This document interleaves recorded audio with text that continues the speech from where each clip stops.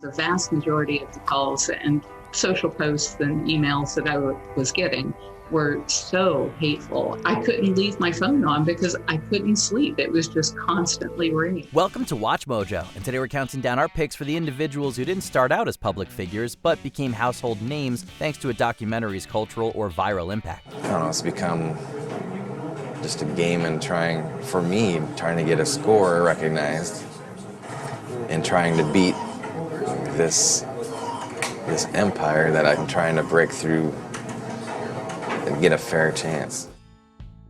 Number 10, William Gates and Arthur Agee, Hoop Dreams. I will bet you a steak dinner in 4 years you'll be hearing from him. I don't even know anything about him. This film made a huge splash when it was released in 1994. The NBA was at the height of its popularity, so the timing couldn't have been better. Hoop Dreams follows two extremely talented boys as they start their high school basketball careers with hopes of eventually going pro. It tracks William and Arthur for the next 4 years of their lives as they face major challenges on and off the court. So you just barely getting by again? No, you gotta say that. But you are. You've been barely getting by all along. Now you're going to have to do better than that if you want to go to Alabama or any other school. Though both made it to college, neither ever played for the NBA. However, thanks to the documentary's success, Gates and Agee have managed to stay in the public eye. They've made appearances on Chicago media, spoken about hoop dreams at film festivals and panels, and launched a basketball podcast together in 2021. That's why when somebody say, man, when you get to the NBA, don't forget about me and all that stuff, I should say to them, well, if I don't make it, but you don't forget about me. Number 9, Vivian Maier, Finding Vivian Maier. I really want to know, why did Vivian make these images?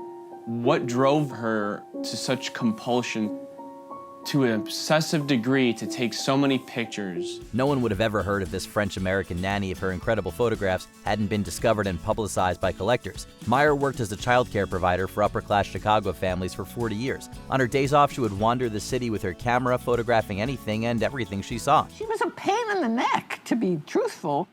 We held things for her for as long as a year.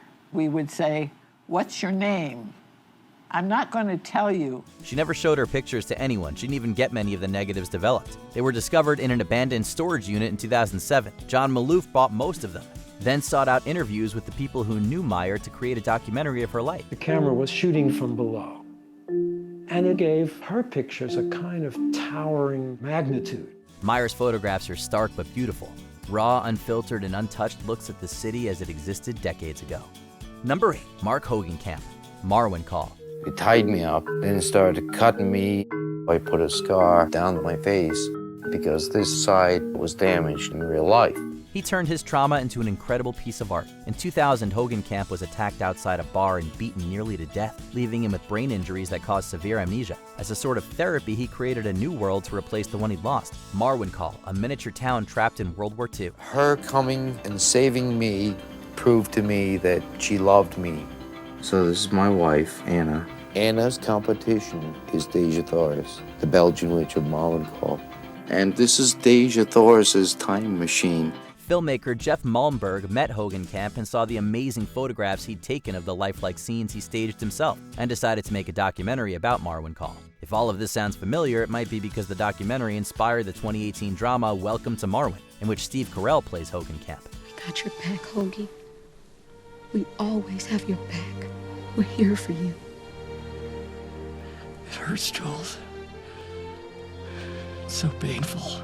Number 7, Morgan Spurlock, Supersize Me. I have to have everything on the menu at least once over the next 30 days, and I have to have 3 squares a day: breakfast, lunch, and dinner. Spurlock actually made dozens of documentaries, but we're not surprised if you could only name his first one. In Supersize Me, Spurlock eats nothing but McDonald's for 30 days straight and documents the negative effects on his health and mood. I think I'm gonna have to go supersize. The film became a cultural phenomenon when it was released and shot Spurlock to stardom. He appeared on talk shows and news channels and was able to leverage his fame into a successful career as a documentary filmmaker. Years later, he admitted that he had suffered from alcohol use disorder for decades, including while he was making Supersize Me. At least some of the liver damage and other health issues he experienced were probably attributable to his alcohol consumption. My advice to you as a physician is that you've got to stop. You're pickling your liver. You're kicking it while it's down now.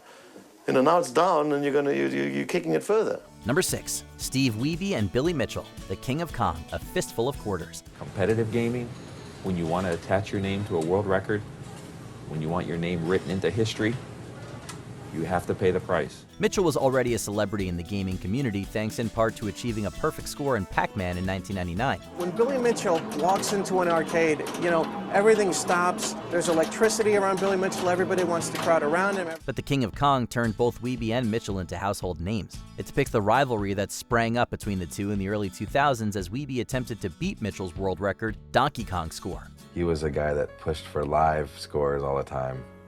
And now here I am at Fun Spot, busting my ass to get a live score, and he just submits tape scores now and then gets the record. If you don't think that sounds exciting, then you haven't seen the film. There are accusations of cheating, rigged circuit boards, backstabbing, falsified reports, and backroom deals. Well, maybe they'd like it if I lose. I gotta try losing sometime. Whether you're a gamer or not, it's pretty entertaining stuff. Number 5, Alex Honnold, Free Solo. One little slip, and you fall and die. Yeah, I mean, you seem to understand it well. Yeah. He's another individual who is well known within a specific community, but didn't get famous outside that community until a documentary was made about him. Free Solo documents Honnold's attempt to become the first person to climb Yosemite's El Capitan without ropes or protective gear. There's such a mental component to free soloing. The big challenge is controlling your mind, I guess. You're not controlling your fear, you're sort of just trying to step outside of it. The rock wall was 3,000 feet, and at the time, no one had ever free soloed a climb that difficult and that high. After a failed attempt in 2016, Honnold returned in 2017, and the camera crew recorded every moment of the nearly 4-hour climb. The slightest slip would be fatal, and the footage is incredibly intense. The film was critically acclaimed and took home a slew of awards, including an Oscar for Best Documentary Feature. That is way too gnarly. Oh my God, did it. Jesus. Number 4, Timothy Treadwell, Grizzly Man. I'm out in the prime cut of the Big Green. Behind me is Ed and Rowdy, members of an up-and-coming sub-adult gang. They're challenging everything, including me. Goes with the territory. If I show weakness, if I retreat, I may be hurt, I may be killed. I must hold my own if I'm going to stay within this land. Honnold's story could have ended in tragedy. Treadwell's actually did. He spent summers camping in Alaska's Katmai National Park, getting dangerously close to the native brown bears while doing what he called conservation. However, other conservationists accused Treadwell of habituating the bears to humans, which could be deadly for them. They also criticized him for refusing to follow basic safety precautions, like carrying bear spray.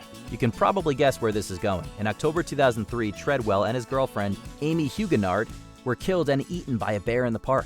It's July 26th, and I've been dropped off all alone again here in the Grizzly Maze. And it's always such a surreal feeling as the plane takes off, and it doesn't quite sink into you, but just how alone you are.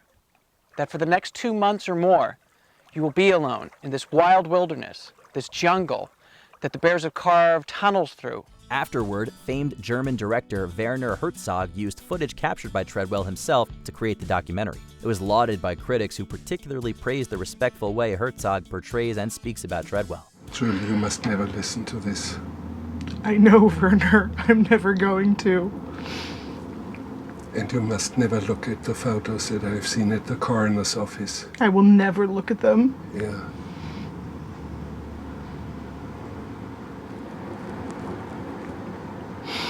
They said it was bad.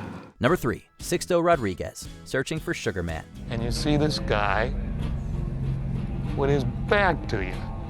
So all you see is his back, and he's in a corner singing. If Treadwell's story got you down, don't worry, this one has a happy ending. Rodriguez was a Detroit musician who recorded a couple of albums in the 70s that flopped in the US. He gave up music in 1976 and spent the next several decades working blue-collar jobs and advocating for low-income people. While the rain drank champagne,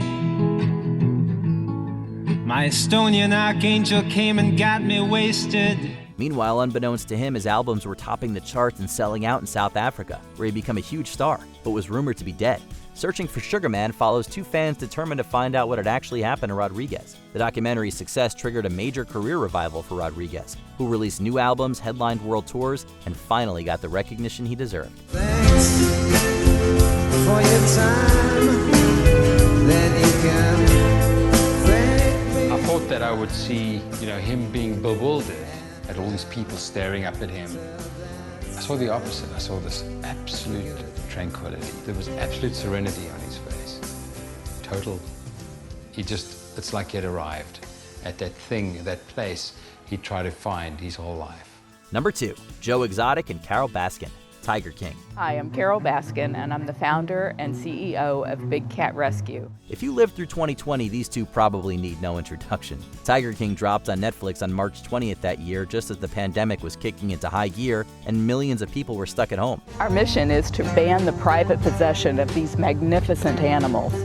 She wanted to shut down his zoo, and he wanted her gone. More than 34 million people watched it within the first 10 days. And the wild characters at its heart, Joe Exotic, Carole Baskin, Doc Antle, Jeff Lowe, became famous overnight. The story was so bananas and the people involved were so over the top, it was hard not to get engrossed. Thanks to the incredible number of memes that show generated, chances are you know who Exotic and Baskin are, even if you never watched it. Before this is over with, I'm gonna shut down on everybody.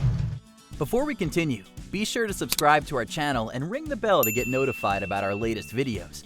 You have the option to be notified for occasional videos or all of them. If you're on your phone, make sure you go into your settings and switch on notifications. Number 1, Arnold Schwarzenegger, Pumping Iron. Make one line. Try to make one line straight, so always remember that you have to have a line. Yeah, so now it's a line. Although he'd appeared in a couple of movies prior to the release of this documentary, Schwarzenegger was far from famous outside the world of bodybuilding. Pumping Iron chronicled the rivalry between him and fellow bodybuilder Lou Ferrigno in the lead-up to the 1975 Mr. Universe and Mr. Olympia competitions. The film was a hit. Not only did it catapult Schwarzenegger to fame and launch Ferrigno's film career, it also kicked off the 80s fitness craze. So when I came home with my trophy, obviously my parents were very proud of me and they said, well, my son, that's my son. Critics took note of Arnold's natural charisma, not to mention his absurd physique, commenting that he had the potential to become a true star. The rest, of course, is history. Greatest Arnold Schwarzenegger! Which of these stories do you find the most fascinating? Let us know in the comments below.